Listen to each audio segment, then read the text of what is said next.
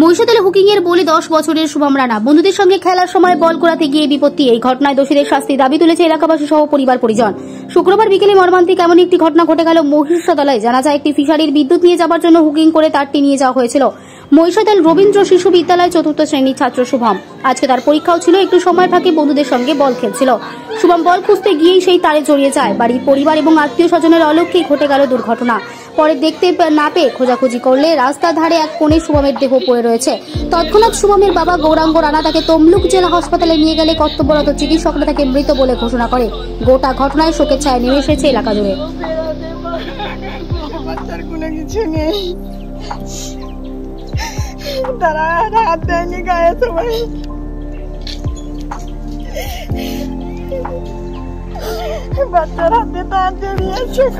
বলটা এখন কোনো কারণে জমিতে পড়ে যায়। দুজন ছেলে বল গুড়াতে লাভে আর একজন উপরে দাঁড়িয়েছিল।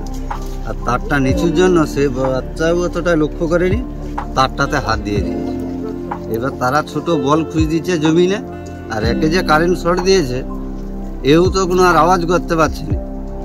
তারা যখন বল গুড়িয়ে দেখে এই তার নিয়ে নিচে পড়ে গেছে। তারপরে পাশের ঘরে যখন ডেকে আনে যে তাকে কারেন্ট দিয়েছে, তখন রাস্তা থাকতে একজন গিয়েছিল, সেই তার ছাড়িয়ে তারপরে হসপিটালে নিয়ে যায়। সেখানে আমরা খেলছিলাম, তিনজনে আমরা খেলছিলাম।